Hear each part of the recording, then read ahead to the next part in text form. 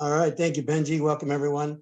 Yeah, Mesh++, one of the more unique and exciting brands that we've added in quite a while. The modular, durable design really sets it up as an excellent fit for quite a few different outdoor applications, as you'll see as we go through the presentation. So with that, I will turn it over to Tamara.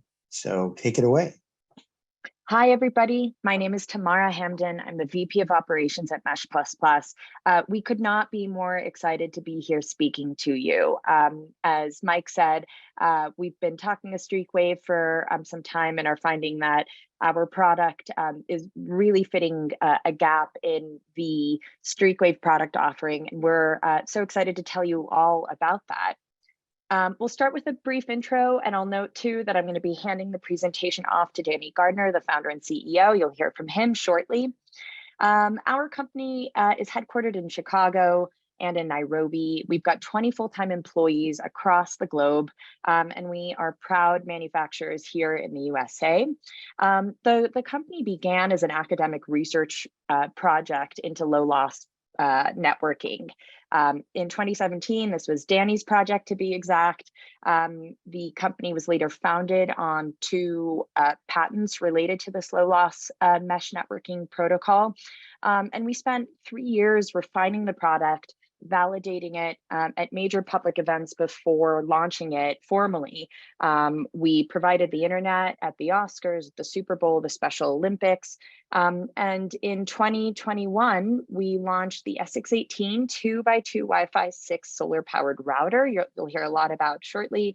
We opened offices in Nairobi and Hyderabad.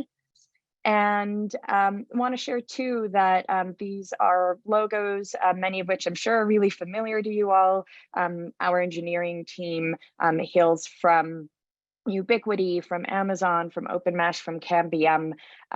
So you'll recognize a lot of features in our product that make us really impactful players in the marketplace alongside a lot of these esteemed brands. We've got plenty of patents pending, and I will keep the intro to just that and hand the floor over to Danny Gardner, who's going to talk to you about our solution. Hi, it's great to meet everyone. My name is Danny. I'll get into our product itself. So as Tamara mentioned, we started purely focused on protocols.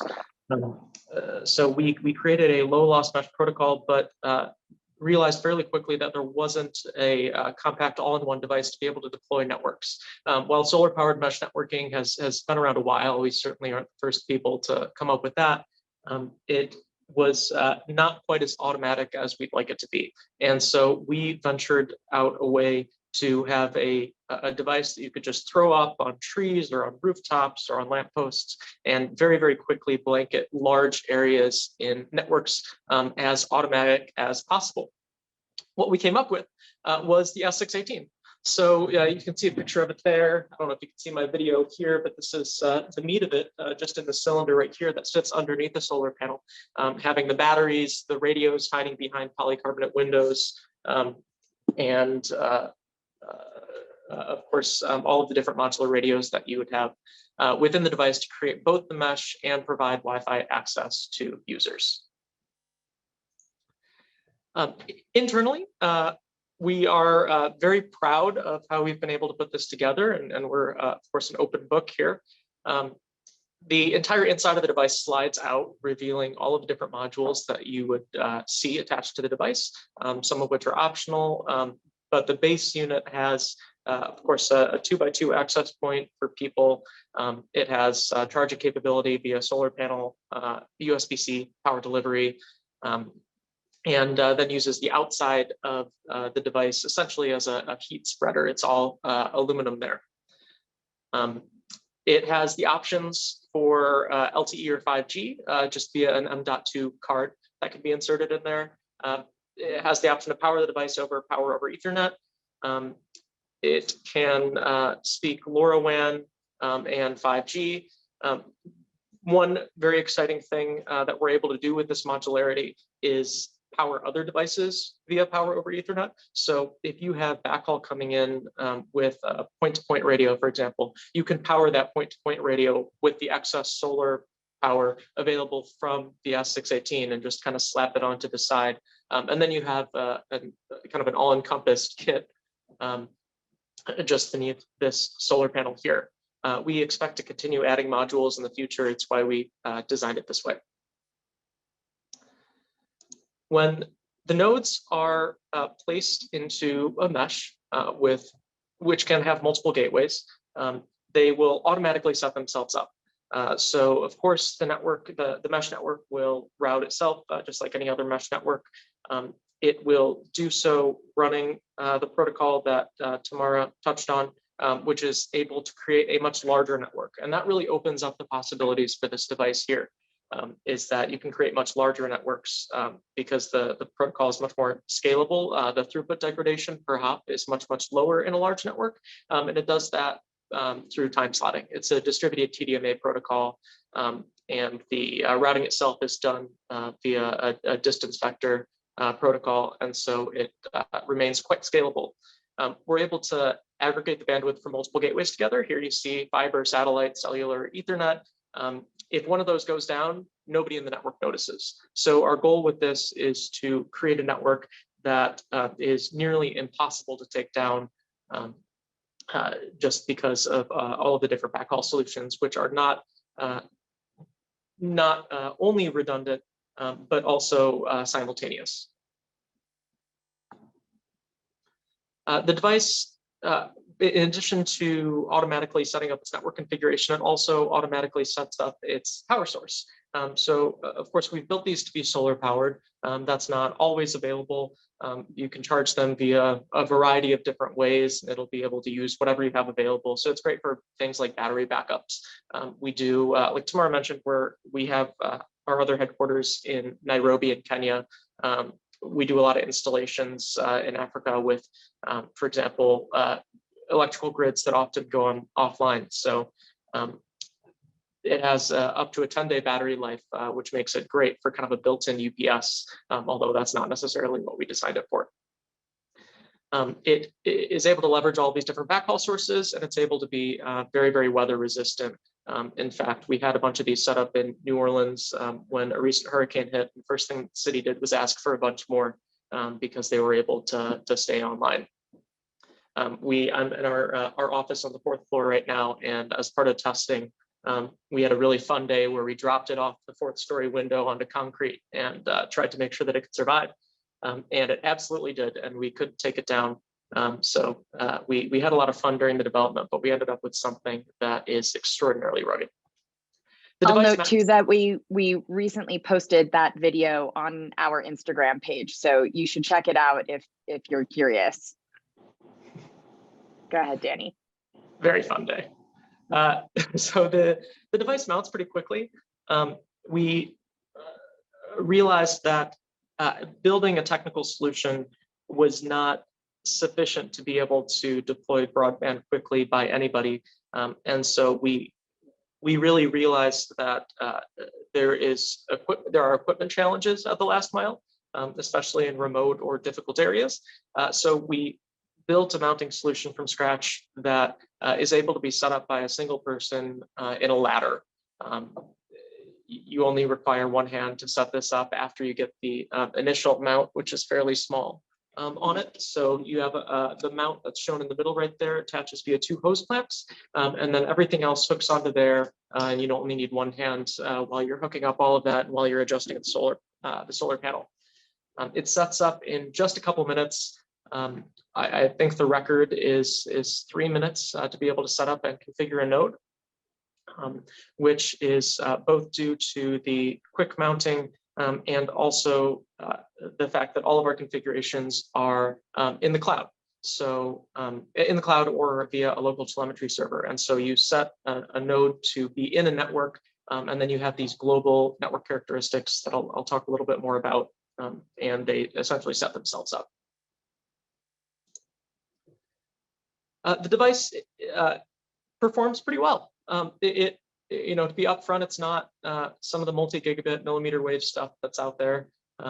but for what it is, we're able to hit 700 megabits per second realistically. Of course, the physical layer is much faster than that.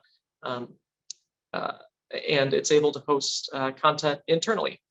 So in some of the installations that we do, either the party that's doing the installation or local governments or something might want to host content locally, whether it be news or educational content or anything else that you might want to put on a captive portal. You can actually host on the node itself via a micro SD card. As I mentioned earlier, we realized some of the additional challenges that were faced on the last mile went beyond just creating hardware, and set out over the last couple of years, we have focused quite a bit on making web tools that were more intuitive for people who are not network engineers. Now, of course, everybody on this call is probably very familiar with all the jargon that you might see on many of the dashboards out there, but maybe your stakeholders aren't, or maybe somebody that you would want to hire or who happens to be local in the community is not quite as technical. We have built a dashboard specifically for them and an app for them.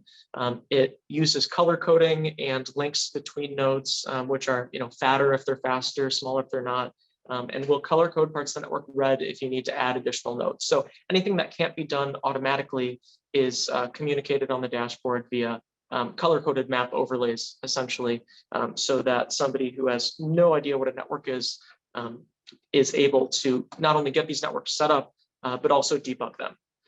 Now, this is a potential weak point that I want to be upfront about, which is the nodes are not quite as configurable as some of the highly technical equipment out there, just because we try to automate it as much as possible. The alternative to this simplified dashboard is actually within the Open Wi-Fi initiative. So we joined as a partner and have our code was officially added. So you can build our code from that open source repository and be able to use any dashboard that is out there for Open Wi-Fi, allowing you a lot more configurability that you might have with our automated firmware itself. And of course, both of those, all of our firmware support SNMP as well for monitoring with your existing software. Tamara, I'll hand it off to you. Thanks, Danny. So I'm going to take you all through some of the configurations available to you. And let's start with some basics. The S618 kit involves two products, each of which ships in its own box. One is the node itself, and then the second is the solar panel and the mounting kit. You see what's involved there on the screen. And then for these kits, you've got available configurations that hold either cellular or non-cellular backhaul, or that are connectorized or integrated in terms of their antennas. And more on this now.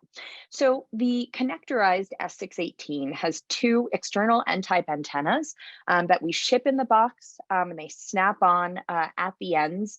And these are recommended for when you have higher range applications, specifically when you're looking to cover range exceeding 400 feet. The integrated configuration, in that the antennas are all in the interior. And again, the integrated, like the connectorized, available for both cellular and non-cellular backhaul configurations. And the integrated is an ideal solution when you're looking at a lower range of up to 400 feet. Now, in terms of pricing, I'm just going to gloss past this. You all will have this deck. You have access to the pricing of the different kit variations and the add-ons through your StreetWave representatives. But basically, I want to share that the kit I described, right, solar panel mounting kit, node itself, is priced at an MSRP of $16.99 for the connectorized non-cellular backhaul, $15.99 for the integrated. That's again when the antennas are on the interior. $18.99 and here when we're talking about cellular, connectorized, and $17.99 when we're talking about the cellular with a Cat16 modem and integrated antennas. Super excited too to let you in on many of our add-ons. We can configure NES 618 to include various combinations and permutations of the add-ons you see listed here. I'll highlight a couple. The PoE injector you heard Danny reference earlier. This can power an external device requiring active 802.3 AT/AF or passive powering requirements, the 12/24 volt. We also offer enhanced GPS.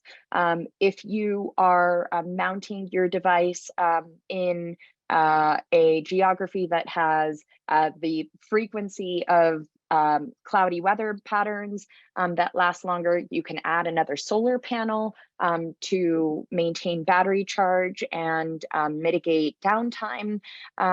You've got extra storage, additional communications options like the 5G modem and others you see listed here. So think of the S618 integrated and connectorized kits as your base, and you can throw a bunch of other special stuff in there. We are now, so I'm going to hand this off to Danny and just get us to another place on screen. Perfect. I'll start from the screen. The first couple is just the name and everything, so I'll just start here. The network design tool is available online to estimate how many nodes it would take to cover a given area. You can draw out a map of anywhere that you're thinking of using Mesh++ devices, and they'll be able to tell you how many you need, approximately how far they should be spaced, etc. So if you don't really know how to use this or don't know if it would be a good fit, this is just a quick kind of 2-minute exercise to figure out what would a Mesh++ network look like for you. Here, I'll test this out. The first step is it asks for your name, so I skipped that. Where is the network going to be located? Let's say we have an existing network at Douglas Park in Chicago. We covered that a couple years ago during COVID, and so why don't I just pick that? It's about halfway rural urban. You pick how urban it is. For density, how many people are going to be using it is the next question. And let's say I expect maybe 500 concurrent users. Then you can also type it out there. There are more people using the park, of course, but let's say 500 people would connect at the same time. And what are people planning on using it for? Maybe general web use, some email, and e-learning potentially. There's a school nearby. No power available. Backhaul options, let's say Ethernet or fiber, I know is available on site, and then proceed. And then it gives you a map of the area. So this, to start, is Douglas Park here in Chicago. You have this blocky view, and then you can also switch to a satellite view to get a little bit more granular here. So next up, I'm going to draw by clicking a map of the area. And just for fun, let's make it a little bit more complex by including this greenway here at the bottom. Then we close the shape, and you can see it's a little bit shaded over. If I go to the right-hand side, I can even switch to a simpler view, and you can see what the map looks like, and hit Design My Network in the top right-hand of the screen. What'll happen is it'll figure out the limiting factors based on the number of users connecting, what they're using it for, and the total throughput capability, and it'll plan out approximately where those nodes should be. Now, it doesn't take into account topography or anything more complex. It really is just the number of nodes and how far away they are. But here, you have a map of exactly where the nodes are in the network. You can see it'll take 39 nodes. 10 of those would need to be gateways, probably because of e-learning. There's a lot of video streaming.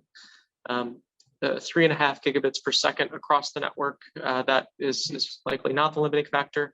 And then around 1,500 users. So I put in 500 users, but because it's going to be used for e-learning, that's not the limiting factor. And therefore, it can support a larger number of users. It can support, in fact, about 10 times this. But for planning purposes, we don't plan for 700 people to connect to an access point. We plan for much less than that. And so in reality, this network would be able to support 10 to 15,000 people. And now you can download your proposal in PDF form. You can preview it, and then you see this, this preview right here, which maps it out for you, along with an entire 14-page document describing what our networks are. So if you need to share this with other stakeholders to see whether it's a good solution or not, this is a very, very easy thing that you can do to communicate the impact of a Mesh++ network. Now's a really good time to start making our ways through the questions that have come through on the Q&A. Mike, Benji, do you want to prompt us there? Yeah, I can go ahead and do that. And so there's a handful of questions, lots of questions to get started with. Let's start with the first one. How does the equipment handle interference? It is able to change, it's able to switch channels to the ones that are most effective for the interference pattern that happens to be there. So when you hit scan, for example, it will map out not only which channels have the most noise, but where that noise is physically throughout the network, and present it again as some color coding. After the network has been created and channel's been chosen, it would handle interference similar to any sort of Wi-Fi 6 access points that you would see. So it would be able to shift to a different time slot if there was quite a bit of interference, but we would try to stick with channels that did not have quite as much interference. And of course, Wi-Fi 6 has some advantages there in terms of picking the subcarriers that have the least interference. Okay, so we're going to try to go through more. Has it been tested with Starlink? Yes, actually quite a few times, both in the US. People have used Starlink as a gateway to expand the network. And we also shipped quite a few nodes to Ukraine to be deployed on the front lines along with Starlink terminals last year. So it's kind of a match made in heaven, because we're great at expanding connectivity when there's no infrastructure, but it needs to get there in the first place, and that's what Starlink is best at. So you're able to both get connectivity and expand it very, very quickly with those two solutions, and we've done that quite a bit. Okay, so one guy asked, or someone asked about extreme cold weather, like Everest, but extreme conditions. How well does it hold up? The big limiting factor for both hot weather and cold weather is the batteries. So it has lithium-ion batteries in there. They are the most rugged available on the market for standard chemistries. We are based here in Chicago, which gets quite a bit below zero and over 100. And so you're able to get both weather swings. And we've done our longest term testing, of course, where we're from over the course of a few years. The technical answer is the batteries will not charge below around 10 degrees Fahrenheit. It'll be too cold for them. And the unit will shut off if you get much above around 110 ambient and have direct sunlight. Fortunately, the device is behind the solar panel, so it doesn't get direct sunlight. We've been able to have this in ambient temperatures quite above that in areas around the equator, especially around Africa, without issue. The major issue that you could see if you are, for example, setting this up in northern areas in Alaska, would be that you'd have likely downtime in winter, because it would have to go dormant and wait for the day to charge. So temperature summary, essentially, it is just fine between around 10 degrees Fahrenheit up to around 110 ambient. Although if you can move in either direction, hotter or lower than that, and it will just have a higher possibility of downtime because the batteries will be too cold or too hot to charge. Cool. So one, I'm going to just read them out. Question from the Bahamas: can it power an external PoE plus camera? Yes. That's a simple answer. Yes. Is it certifiable for hazardous area like class 1, div 2 gas plant type area? It should be. I'm not sure if I have a definitive answer there, but it is. It's fully submersible. The outside enclosure is, anodized aluminum. The only concern I have is the mount is solid stainless 304 instead of solid stainless 316, but I don't think that would affect a gas plant. We'll get back to you on that. Yeah, Phil, I thank you for that question. We're going to have to get back to you specifically about that question, and maybe we can talk some more about it. Mike can follow up with you on that one. And what is the power consumption, and how long will it run without any sun? Power consumption is around between 4 and 5.5 watts for the base model, plus a cellular modem, which would take a couple watts if you had that installed. The base will be able to last 10 days without a charge at all. I know that seems really excessive, but the reason is so that it can survive long-term weather patterns where it's dark for a couple weeks. And also a few years down the line, if the batteries have degraded, you would never notice because of the large battery. Nice. What 5G options are available, like CBRS? All of the modems that we have support the CBRS band. We use Quectel modems, very specifically the RM502Q and the EM160 RGL, which is a global modem. So they support essentially every standard channel, including CBRS, but we can share specific data sheets for channels that you're concerned about. What carriers do you guys currently work with? We have networks set up with lots of carriers, some of which we might not even be aware of. In the US, AT&T, Verizon, T-Mobile, and then in our installations across Africa and Central America, there are quite a few local carriers. Of course, Safaricom is a big one. But we use the database from Android, actually. So essentially any SIM card that'll work out of the box with Android will work out of the box with our devices. Oh, okay. Then, so this one, does it, and you may want to touch a little bit on it because they had a lot of questions about external antennas. Does it have external antenna connections for the Wi-Fi and Bluetooth? Not Bluetooth. Wi-Fi is an option. So the device by default uses external antennas that are hidden behind these polycarbonate windows here, and that spreads downward and horizontally. There is an option for N-type antennas on the ends here. And when that option, I don't have one lying around here, but there were some in the images, there would be 2 N-type connectors and you just hook up external antennas to that. So it's an option. And that, of course, would connect to any dual band antennas that you have that have an N-type connection. So we have some that we stock, which are 9 dBi. And then I know Streakwave has a handful of more powerful ones, 12 dBi on these, and then some panel mount antennas, which will work out of the box. How well do they do against vandalism and hard shock resistant material?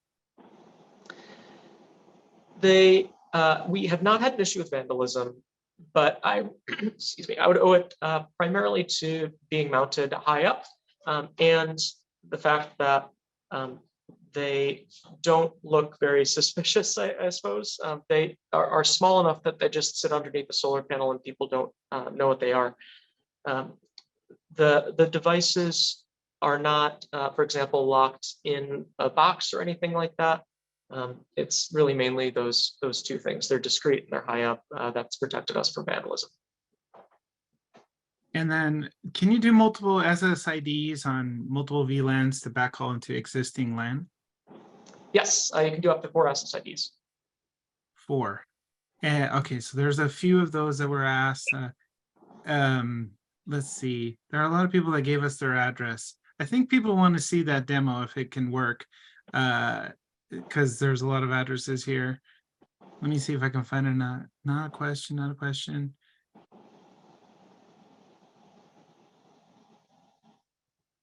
Do you have similar solutions for indoor use?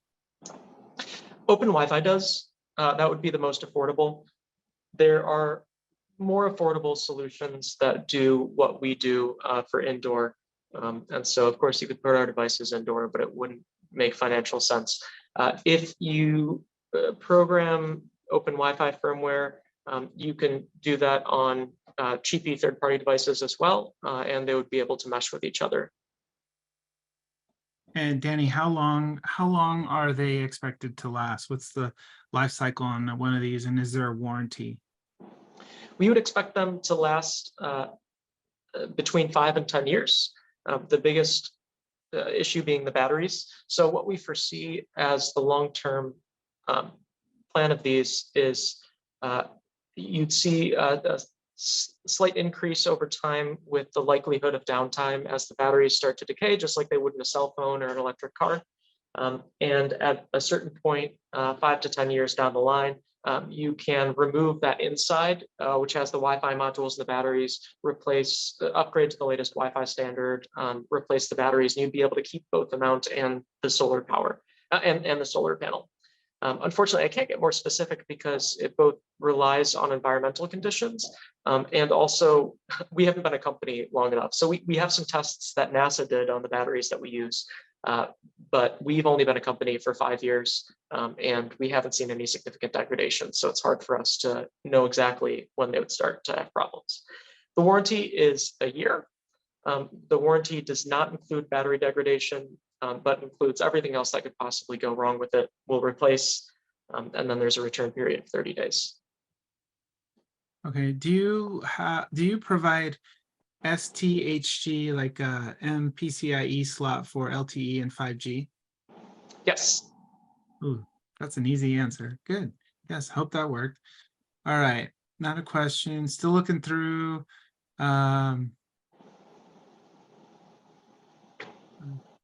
Have you worked with any Canadian carriers? Yes, but I can't remember who. We've done some installations. I mean, not us, but our partners have done some installations in Canada that use cellular, but I can't remember which carriers they used.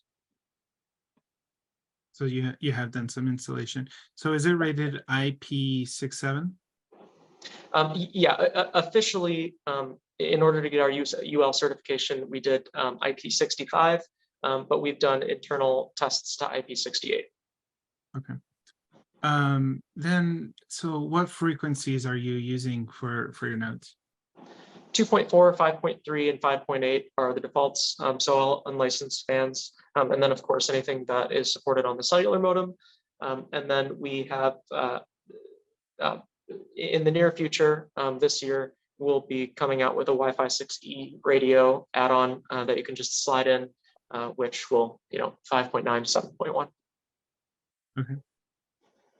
This one is actually kind of interesting. What is the height of the installation of the device, like in a terrace scenario? Does it work where there's little line of sight? It does, but not as well. So the protocol that we use to lower the loss per hop assumes that you have line of sight or near line of sight. If you don't have that, then the throughput degradation becomes more similar to what you'd have in a standard mesh network. So you might lose 30% per hop just because the links are inconsistent versus 15 to 17% that you'd have if you had line of sight. So it would essentially just perform. We lose all of our advantages if you don't have line of sight, but it would certainly still work. Okay. There are, I think there's any experience with docks and saltwater? That's a question. Any experience with docks and saltwater? So I apologize. I'm not quite sure what that question is referencing, but it's probably referencing that a lot of the mounts out there or the physical construction uses coated steel that's not rated for saltwater. We use solid steel mounting. This is 4mm thick stainless steel, so it is not going to degrade on you. It would have a little bit of surface rust because it's 304 instead of 316. So we've had these installed by the ocean, and they don't they'll get some surface aberrations, but they won't degrade because they're solid and it won't rust anyways. Cool. Can you mesh your system into an existing Ubiquiti unified network, get internet from existing Wi-Fi networks? It's a feature that we hope to add within the next month or two, is Wi-Fi as WAN. Okay. But currently no. And so let's see, can the batteries be replaced? Yep, you just pull out the inside, it's replaced just like a server power supply. You would be replacing the main networking hardware at the same time. So you could make a decision on whether you'd want to take that out and then switch them out on the ground or replace everything at the same time. So Danny, this is a question for me as a curiosity. Someone asked about, are there any demo units? You have a unit there with you. Is it easy to open up and show us, like, just something that you can do? Or Streakwave has a demo unit, and I think one of the things that makes this challenging is that when do we get to meet you guys? We hope to have opportunities to share with you guys when we do events, a demo unit. But Danny, you have one. Show us maybe the inside, or if it's easy to work with. Sure. So here's the unit. You open up this cam handle on the end, just like the cam handle on a bike. And what that does is it's got these waterproofing seals. And when you loosen it, it contracts. And when you tighten it, it spreads out and creates a lock on the end. So then the inside slides out. This is a little bit older, an older made unit, but you have all of the hardware that's living underneath this aluminum heat spreader here, which makes contact with the enclosure in order to spread out all the heat. All of the radios and everything are underneath that heat spreader. So although opening it up and replacing the batteries is toolless, replacing any of the radios does require a 2mm Allen key. Okay, that is pretty cool. How well do they penetrate through buildings? The antennas here hiding behind the polycarbonate. It depends. It depends, of course, on the building. We've had installations where we'll do large outside networks and then penetrate into the buildings for internal connectivity. So they'll go through the walls. Of course, you're not going to get the same speeds that you're going to get outside, but you'll get still something very, very doable. So we have done, for example, installations in RV parks or areas with a lot of metal roofing or thick walls, and where you might get 700 megabits outside. You might get a worst case of 30 megabits per second is, I think, the worst case that we could find in an installation that we did a lot of testing on. So we don't have a significant advantage there, but we do lots of installations where we go through buildings. That said, you can also just connect another radio to the Ethernet port and put the other radio as an access point inside, and then put the Mesh++ device mounted outside for its best connectivity. So it's flexible, very flexible. Yeah. How many simultaneous users can it support without losing performance in video transmission and reception? And I'm going to add voice too, in case anyone's thinking about using it as a VoIP connection. It's hard to give an exact number. I hope everyone can appreciate. We've had over 700 users connect to a device while there were multiple video streams happening, and nobody reported any sort of issues. We were able to get high speeds with that. We wouldn't recommend planning for 700 people to connect to each one of the devices. I mean, we recommend for around 40 concurrent users. is what to plan for, so everybody gets really good connectivity. But we do have quite a bit of RAM, so we can maintain a bunch of concurrent connections. Yeah, I would whatever you're comfortable with, a standard Wi-Fi 6 dual band access point, a high-end one, I would say should be the number that you're targeting, between 40 and a few hundred. We've seen people do. Was that in Nairobi? Over 700 people was in Nairobi. Yeah, that was at the Safari Sevens, which was a rugby game. That was, we found out the stadium. So this was in addition to the stadium Wi-Fi. We found out all the TV stations that were streaming video had switched from the stadium Wi-Fi to our Wi-Fi while we had 700 users connecting, because it was so much better. So that was I think a great proof of concept for a heavy load. So is this product, you ship it all over the world? Could it work in countries like India or Africa, countries in Africa? Yeah, we have installed it all over Africa. There are no installations in India, but I think it would be just fine. If you're concerned about a given location, I mean, generally it's due to weather patterns, limiting sunlight, then we would be able to simulate the likelihood of downtime using the National Solar Radiation Database to get really accurate likelihood that it would go down at any point of the year. But yeah, we have these kind of theoretical maximum temperature limits of the 40°C ambient, but we have never had an issue installing it in the hottest areas of the world. Okay.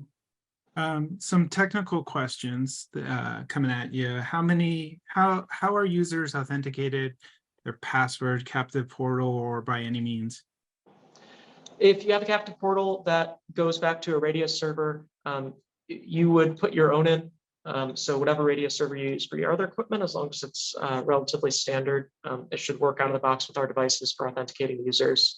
And then the Wi-Fi networks normally, I mean, WPA2, WPA3, WPA2 Enterprise, whatever you would normally use is how the end users would work with it. Okay. Will there be, or is there an eSIM option for the LTE connectivity?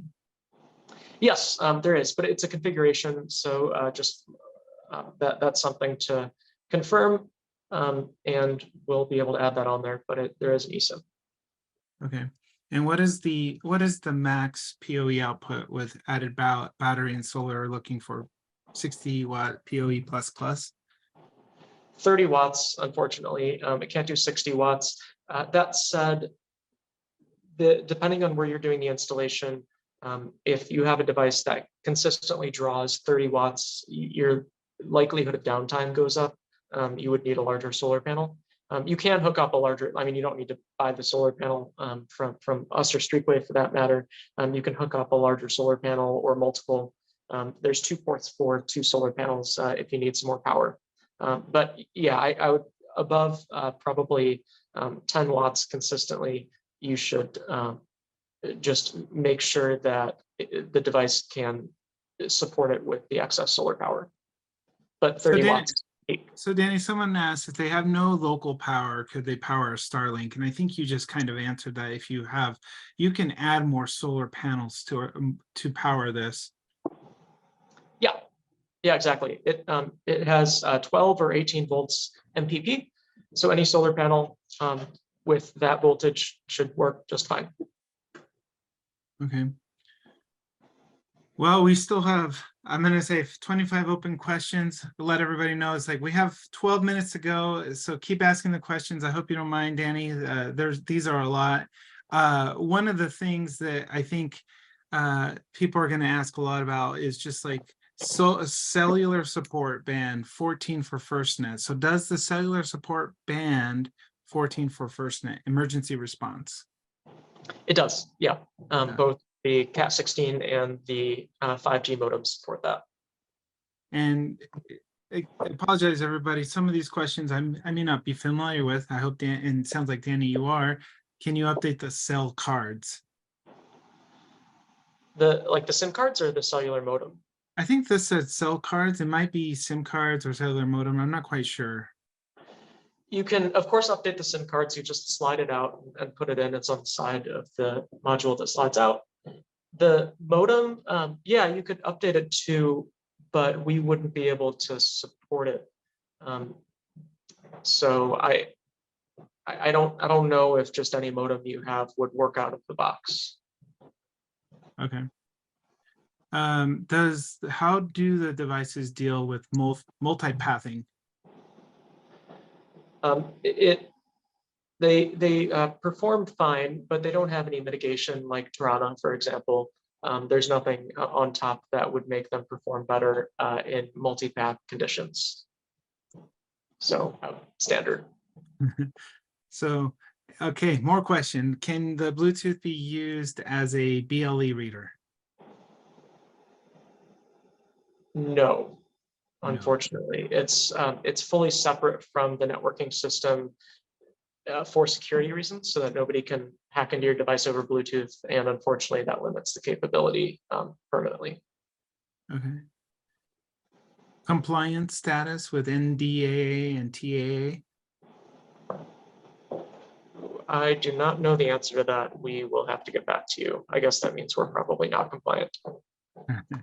Okay, we'll have to, yeah, we'll look into it. What is the max number of mesh hops? How many can be deployed in one network before seeing a degrade in performance? I mean, it would degrade at the first hop. It's just how much you're willing to take. So the limiting factor in almost all of the networks that we put up ends up being the throughput available at the gateway rather than the number of hops that it's going. So for example, if you have a network with a gateway with 700 megs and then you are 4 hops away, you're now covering many hundreds of acres with that single gateway. And normally we find that 700 megs to be the biggest limiting factor rather than the number of hops. That said, it's the network it's a distance vector mesh rather than like a link state routing system or a hybrid. And so there's no like database of all of the routes in the system anywhere in the network. It's fully distributed and therefore there's no hard limit on the number of hops that you can go. But realistically, due to throughput, networks would have between 4 and 10 hops maximum, depending on density. Okay. I'm gonna ask 4 more questions and then we'll wrap it up here. But one of the more interesting ones that just came through: what type of grounding, static lightning is required or recommended? So the external casing is isolated from the internal ground, and it acts as sort of a Faraday cage to a degree. So as long as the mount is grounded and it's metal itself, then that is isolated from the device, which is isolated from the internals as well. So we've done testing, I believe, to 12 kilovolts as part of UL approvals using just grounding the mounting mechanism, or rather just attaching it to a metal pole. So this question, I believe, is in the mapping program or the quote program. It showed fiber, but the guy asked, I don't see fiber connectivity in the specs. I only see RJ45. Is fiber link coming down the line? Yes, it is. So this is the USB hub. It connects to the device through a single cable, and then it breaks out whatever you might want to connect to it, USB, RJ45, USB I2C, or USB-C and I2C for sensors and things. We have a new revision of this that will come out. We expect it in the late summer. I guess we might not have talked to Streakwave about this yet, but you'll hear more about it soon. That there will be an SFP port within just an alternative version of this. So I've seen you do some. There's like, yeah, I've seen you do some like diagnostics or some examples in one of the training videos that we had, but a question, what diagnostics do you have? And I think the other one was, how do you debug? I have sort of a partial answer because what we've done over the last few years in development is essentially any failure in the fields, not only will we fix the failure in a new firmware revision, but we'll also add a check to automatically resolve it. So like if the device has, say it has a new issue that it doesn't know how to resolve, it'll reboot itself. It will try to mitigate it using all of the solutions we found before.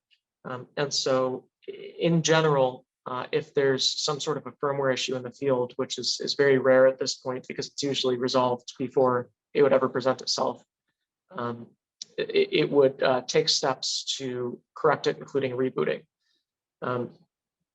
If there is a more physical issue, as in a disconnection, or there's too much interference or something, you would be able to see that on the map overlay. So the node will turn red and it will say that it's offline, and you can configure email alerts to alert you if it's ever been offline. And then if there's a red area in the network, it'll tell you, there's too much, the throughput usage is approaching the maximum capacity of this area of the network.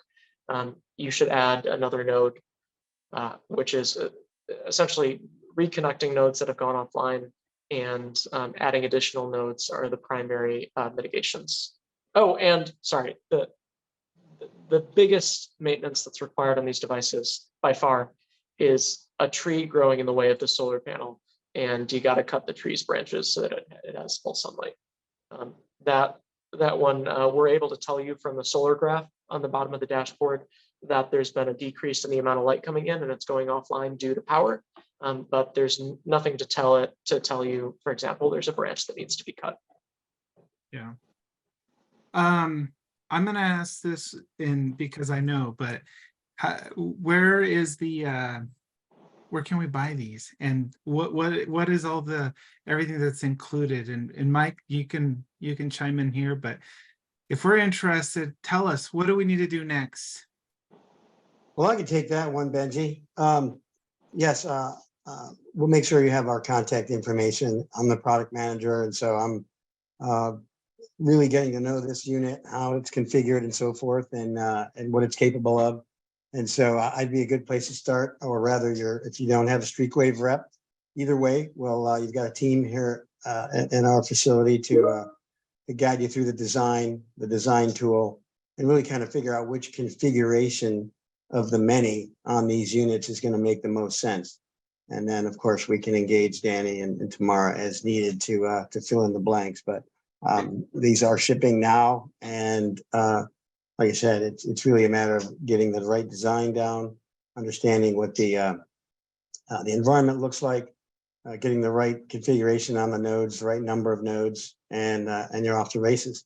As Danny Mike, pointed out, setup is pretty sorry to quick. interrupt, but tell them about the promotion. Oh, thank you for that. Yes, for anyone here that's attending, there's a discount on the solar panels for 30 days. So instead of that $250 number, it's $99. So there's 2 boxes that you get. There's the node and the panel with the associated brackets. So it shows up like 2 items. And so we've got more than half off the panel for webinar attendees for 30 days. So a little incentive there to have a look, get some testing going. We are running up to the last few minutes of our webinar. We will be sending out an email shortly after, maybe a little bit later today, with a recording of this. Tomorrow, some people did ask if we could probably record the demo that you were going to share with us. I will try to, if we can record it, we'll include it in the portion that we weren't able to show. So stay tuned for that. There are a lot of questions. Thank you, everybody. And if you want to continue engaging with us, we're going to send out the email, just a short survey, maybe even a form there to fill out and to engage with us. I'm sure Danny and Tamara and Mike would be happy to answer more technical questions and about the product, and we can set up a time to do something like that. Tamara and Danny, thank you guys. And any last parting thoughts or words that you want to say before we